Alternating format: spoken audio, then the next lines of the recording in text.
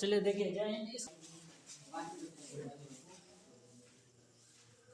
देखो हम लोगों को पढ़ना है जो लेसन, ठीक है, वो त्रिकोणमिति का परिचय है। ठीक है, अब बार बार बोलेंगे नहीं कि कैसे रहना है, नहीं समझ में आएगा तो दिक्कत हमारी नहीं है, शांति से रहोगे तो ज्यादा समझ में आएगा।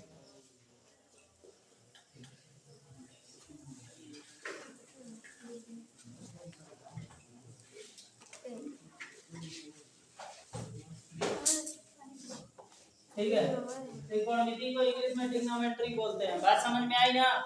तो यही हम लोगों को पढ़ना है और ध्यान से पढ़ना है। ठीक है, जैसे एक बार तो पढ़ा दिया गया है, ठीक है, कुलदीप सर पढ़ाए थे तो कई लोग अब्सेंट थे। ठीक है, तो यहाँ पे जो हम पढ़ाएंगे तो उसमें ध्यान से रहोगे। फॉर्मूला याद नहीं होगा तो उसमें दिक्कत होगी। ठीक है, तो फॉर्मूले को बहुत अच्छे से याद करना पड़ेगा। चलो देखो, इसमें कभी भी याद रखना, त्रिकोणमिति में जो भी त्रिभुज लेगा तो त्रिभुज हमेशा समकोण रहेगा। समकोण त्रिभुज किसे कहते हैं, ध्यान से समझना, जिसका एक कोण 90 अंश हो। कितना अंश हो? 90 अंश हो। ठीक है, 90 अंश कब बनता है, जब एक लाइन सीधी रहती है कैसे पॉट। ठीक है, अगर हम कहें हमारे ये हाथ के भुजाओं के बीच कितने अंश का कोण बनना है, 90 अंश का। ठीक है, उस दीवार के कोने में कौन सा कोण बनना है, 90 अंश का। ठीक है, अगर हम कहें यहाँ से यहाँ तक में कौन सा कोण, देखो ऐसे करके, समझ में आ रहा है ना, ऐसे भी कर देंगे तो कितने अंश का कोण बनना है। बात समझ में आई, किसी को कोई दिक्कत? चलो, तो जिस त्रिभुज में एक कोण 90 अंश होता है उसे हम क्या कहते हैं, समकोण। समकोण त्रिभुज में तीन भुजाएं होती हैं। कितनी भुजाएं? 1 2 3, तीन भुजाएं दिख रही है। सबसे बड़ी भुजा का नाम होता है कोण, होता है क्या होता है, इसे हम कोण कहेंगे। ठीक है, के से कोण होता है ना, दिखा सकते हैं। जैसे तुम लोग का नाम होता है संदीप है तो एस होता है, जय हिंद है तो जे होता है, गोलू है तो जी होता है ना। उसी तरीके से कोण है तो के रहेगा। क्लियर है ना? नीचे का जो हिस्सा होता है, हमेशा जब घर बनता है तो तुम लोगों को पता है ना, घर का क्या होता है, आधार होता है। ठीक है, तो ये इस त्रिभुज का क्या है, निचला हिस्सा है, तो इसे हम क्या कहेंगे, आधार। तो ये क्या आ जाएगा, आधार। ठीक है, इसको ए से दर्शाएंगे। ठीक है, और इसे क्या बोलते हैं, ये लिखा है तो लंब इसे बोलते हैं, इसे एल से दर्शाते हैं। पहला अक्षर लंब है ना, एल। बात समझ में आई? और इससे संबंधित पाइथागोरस ने अपना प्रमेय दिया था। क्या दिया था? प्रमेय। पाइथागोरस का प्रमेय जिसे हम जानते हैं। ठीक है,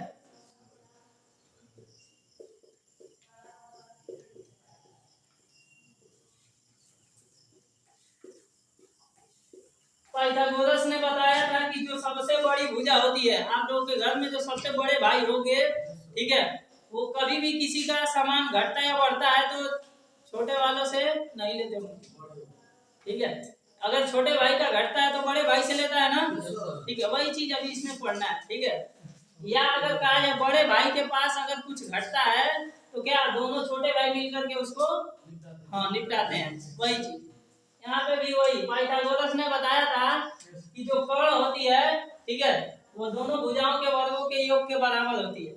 यानी अगर कर्ण का फॉर्मूला बताएं तो यहाँ पे कर्ण बराबर कर्ण का स्क्वायर बराबर होगा लंब का स्क्वायर और प्लस में आधार का स्क्वायर। ये होता है पाइथागोरस का प्रमेय।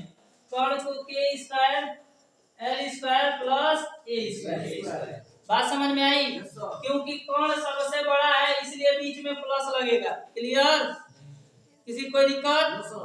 अगर वही आधार का मान निकालना होगा, आधार छोटा भाई है ना, तो आधार का अगर स्क्वायर निकालना होगा तो किसके पास जाएगा, बड़े वाले भाई के पास। ठीक है, बड़के में से ना घटेगा, तो बड़ा वाला कौन है उसमें, कर्ण। तो कर्ण का स्क्वायर माइनस किसका, बात समझ में आई ना, बड़े वाले में से।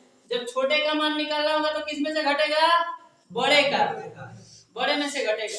लेकिन जब बड़े का मान निकालना होगा तो दोनों छुटका जुड़ जाएंगे। क्लियर?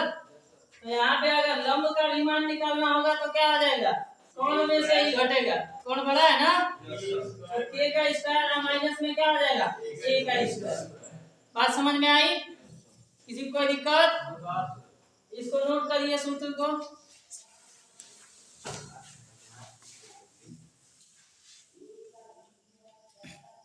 चलो अब ध्यान से देखो, शुरू से एकदम बता रहे हैं, ठीक है, एकदम 0 पॉइंट से ये स्टार्ट है, और यहाँ से जब जो नहीं समझेगा ना उसकी जिम्मेदारी, फिर दिक्कत होगी, ठीक है। एक समकोण त्रिभुज में इसमें आधार दिया 12 सेंटीमीटर और जो लंब दिया है, ठीक है, 10 सेंटीमीटर है, और कोण दिया है, कोण का मान निकालना है, ठीक है। तो जो जो दिया है समकोण त्रिभुज में आप जानना हो, ठीक है, त्रिभुज बनाओगे तो भी हल हो जाएगा, नहीं बनाओगे तो भी हल हो जाएगा, ठीक है। किसको पूछ रहा है, कोण को पूछ रहा है। तो पहले दिया क्या, आधार 12 सेंटीमीटर नोट कर लो, लंब कितना दिया 10 सेंटीमीटर नोट कर लो, कोण निकालना है ना, तो कोण AC है ना, ऐसे भी लिख सकते हो। बात समझ में आई? यानी कोण का स्क्वायर बराबर अभी फार्मूला बताया है, लंब का स्क्वायर, यानी लंब इसमें कौन है, BC, और आधार AB है, इसका स्क्वायर। BC का मान कितना दिया बताओ, 10 सेंटीमीटर, 10 सेंटीमीटर। AB का मान 12 सेंटीमीटर। अब यहाँ पे 10 का स्क्वायर का मतलब कई बार है, ऐसे होंगे 10 गुणे 2 कर देंगे, 10 गुना 20 हो जाएगा, ऐसा नहीं करना है, 2 बार है ना, तो 10 गुणे 10 ऐसे करना, ठीक है। तो 10 दाम में कितना, अब 12 में 12 का गुणा कर लोगे ना तो 144 आएगा, कितना आएगा 144। अब दोनों को जोड़ दो, 0 में 4 4, 0 में ये 4 और 1 1 244 आएगा। ये AC का स्क्वायर है ना, याद रखना कभी भी जब स्क्वायर हटता है तो करड़ी लगती है, यानी AC बराबर अगर निकालेंगे तो ये अंडर रूट में हो जाएगा 244। कितने पर भी छोड़ सकते हैं, नहीं तो इसका क्या कर सकते हैं, गुणनखंड करके इसका रूट का मान निकाल सकते हैं, क्लियर।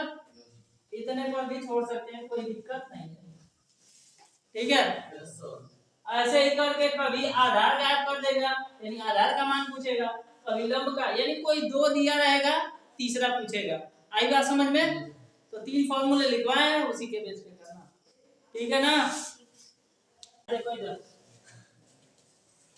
बोर्ड पे कि एक समकोण त्रिभुज में AC बराबर क्या दिया है, 13 सेंटीमीटर दिया है, और AB बराबर क्या दिया है, करड़ी में 5 सेंटीमीटर, तो BC का मान निकालना है, ठीक है। अब ध्यान से देखेंगे, BC यहाँ पे लिखना है, तो BC का स्क्वायर, BC क्या है तुम लोग जानना ना, यस सर, लंब है, तो कोण के स्क्वायर में से घटेगा। अब बार बार हम लिखेंगे नहीं AC BC CA, ठीक है ना। तो यहाँ पे देखो कोण का मान दिया 13, 13 का स्क्वायर माइनस में इसका करड़ी में 25 का स्क्वायर, 13 का स्क्वायर अभी बताया 169, 25 कभी भी याद रखना, करड़ी का जब भी स्क्वायर होगा तो करड़ी हट जाएगी, ठीक है। यहाँ पे देखो करड़ी में 25 गुणा में करड़ी में 25, ये गुणा होगा तो करड़ी हट जाएगी, कितना आ जाएगा 25, तो यहाँ पे हो जाएगा 25। ये घटेगा इसमें से, तो 9 में से 5 घटेगा 4, और 6 में से 2 घटेगा तो 4, और 1 बचा का बचा रह जाएगा, क्लियर है ना। तो यहाँ पे BC का स्क्वायर बराबर कितना आ जाएगा 144, ठीक है, और BC बराबर हो जाएगा करड़ी में 144, इसका वर्गमूल चाहो तो निकाल सकते हो। यहाँ पे ध्यान से देखो, 1 4 4 2 7 2 दूनी, फिर 2 से 2 3, 1 बचेगा यहाँ पे, तो 12 2 छके, फिर 2 से 2 एकम में यहाँ पे 16 2 8, फिर 2 से 2 9 9 को काटो 3 तिहाई, 3 एकम में, वर्गमूल में कितने का जोड़ा है 2 2 का, ठीक है। तो इसमें का 1 लेंगे तो 2, और इसमें का 1 2, और इसमें का 2, ठीक है ना। तो गुणा कर दो सबका, 2 दूनी 4 4 तिहाई 12, यानी 144 का वर्गमूल कितना आएगा, क्लियर है ना। बाकी इसके आगे से कल स्टार्ट होगा, ठीक है। नोट करो, अभी सवाल भी बोलेंगे, उसके बाद घर जाना है, नोट करो। देखो कल जो सूत्र था हम पढ़ा दिए थे, ठीक है, इधर बोर्ड पे देखोगे नदी के कैमरे में, ठीक है। और बोल रहा है कि त्रिभुज बनाओगे तो सीधा बनाओगे, ठीक है ना, या कुछ नहीं बनना चाहिए, ठीक है।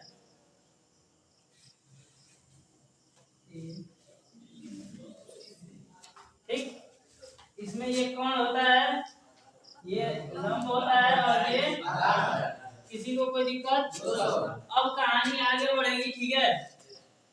अब हमें पढ़ना है इसी में sine theta cos theta tan theta, ये त्रिकोणमितीय अनुपात होते हैं। क्या होते हैं? त्रिकोणमितीय अनुपात।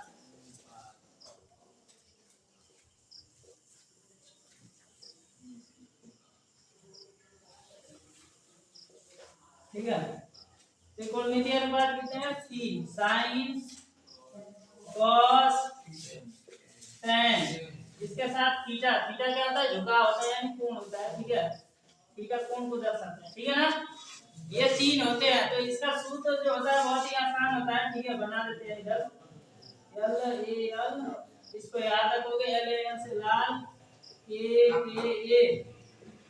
ठीक है ना? हाँ, अब सही समझिए। ठीक है ना? ए लल्ला शांत हो जाओ। देखो ये क्लियर है। अब हम तुमको बता देते हैं, अगर कोई पूछेगा साइन थीटा बराबर क्या होता है, तो साइन थीटा बराबर होता है एल बटा के। साइन थीटा बराबर, बात समझ में आई? एल बटा के का मतलब लंब और इन दोनों का अनुपात। क्लियर ना? cos थीटा बराबर आधार बटे कोण, ए से आधार, के से tan थीटा बराबर लंब बटे आधार। इसको रट्टा मारना पड़ेगा तुम्हें अच्छे से। sin थीटा बराबर लंब बटे cos थीटा बराबर आधार बटे tan थीटा बराबर। क्लियर? अब थोड़ा सा आगे चलते हैं। sin का उल्टा होता है कोसेक होता है। क्या होता है? sin का उल्टा कोसेक, sin का उल्टा कोसेक, sin का उल्टा कोसेक, कोसेक का उल्टा साइन, कोसेक का उल्टा साइन, एक दूसरे के उल्टे होते हैं। क्लियर?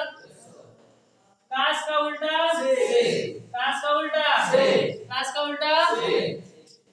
अब tan का उल्टा कोस, tan का उल्टा कोस नहीं cos। ठीक है, क्लियर रहेगा? अगर हम पूछते हैं कि साइन थीटा बराबर कितना, लंब बटे कोण, तो अगर हम पूछें कि कोसेक थीटा बराबर क्या आ जाएगा, तो नीचे से कोण बटे लंब। बात समझ में आई? अगर आपको कहीं दिया रहेगा, इधर बोर्ड पे देखो, साइन थीटा बराबर 3/4।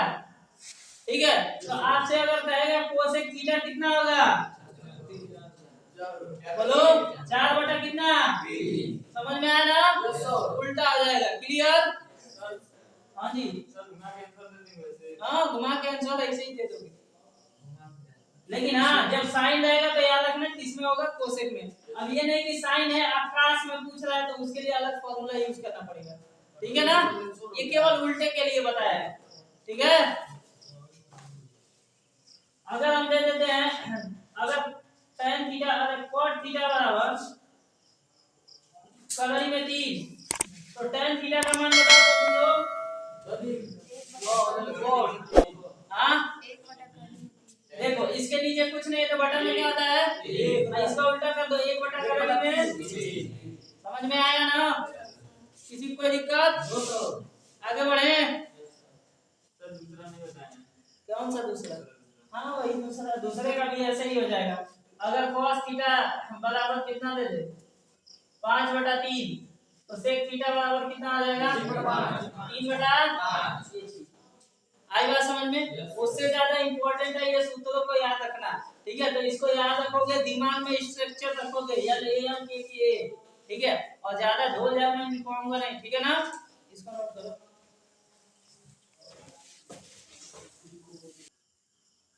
चलो ध्यान से देखते हैं, ये तो समझ में आ गया होगा ना? अब कुछ चीजें और ध्यान से समझ लो,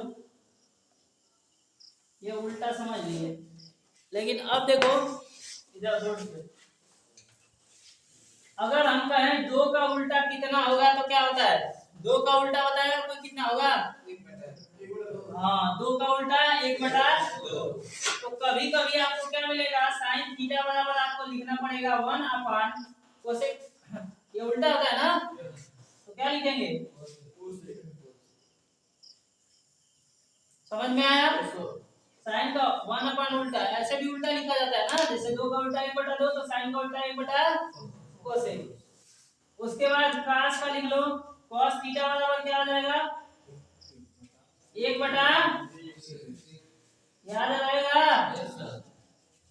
और tan थीटा बराबर एक बटा में, अब इन सबका उल्टा भी तो लिखना है, ठीक है। उसके बाद कोसेक का लिखेंगे, कोसेक थीटा बराबर क्या हो जाएगा, एक बटा,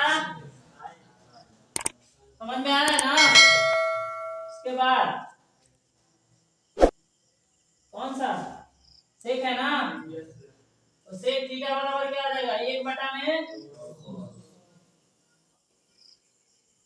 और छठा जो है कॉट, कॉट थीटा बराबर क्या आ जाएगा, एक बटा में tan। किसी को दिक्कत, एक चीज और याद रखना, tan थीटा का एक और फॉर्मूला होता है, tan थीटा का होता है sin थीटा बटा में cos थीटा, क्लियर, इसको भी याद रखेंगे। cot का होता है इसका उल्टा, sin बटा का से तो क्या हो जाएगा, cos बटा sin।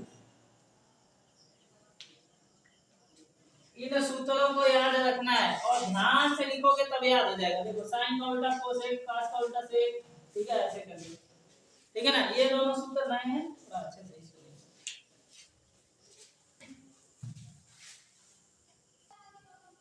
चलो देखो, दिया है कि यदि sin थीटा बराबर 12/13 तो सभी त्रिकोणमितीय अनुपात ज्ञात करना है। तो सबसे पहले एक चीज लिखना, sin थीटा बराबर कितना दिया है, 12/13।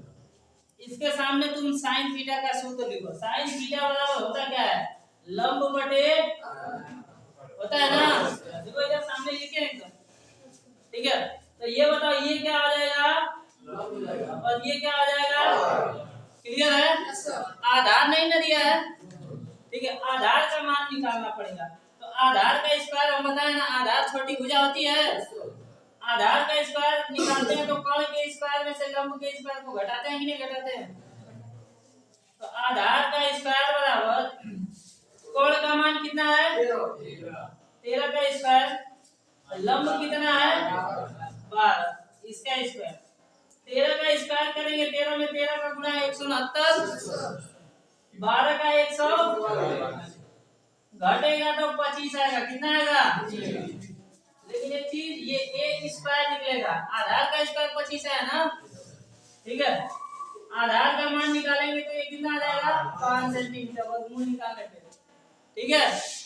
अब उसके बाद हमें निकालना पड़ेगा सभी त्रिकोणमितीय अनुपात। तो कौन कौन बचा, ये पांचों बचे ना। cos थीटा का सूत्र रखिए, cos थीटा बराबर आधार बटे, आधार इसमें कितना है, देखो अभी आया है, कितना है 5, अब कौन कितना दिया है 13, कौन 13, आई बात समझ में।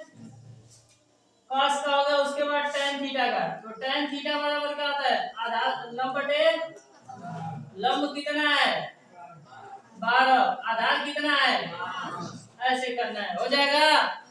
बाकी इन तीनों का निकाल लीजिएगा, ऐसे ही करके सूत्र रखना है, उल्टा कर दीजिएगा, कर्ण बटे आधार, कर्ण बटे लंब, आधार बटे लंब, ऐसे करके। सर एक बार बस तीनों भुजाओं का निकाल लेंगे, उसका सब तरफ लेंगे। हाँ ये होगा, हाँ सब तीनों का भुजाओं का मान निकल जाएगा तो सभी निकल जाएगा, क्लियर ना।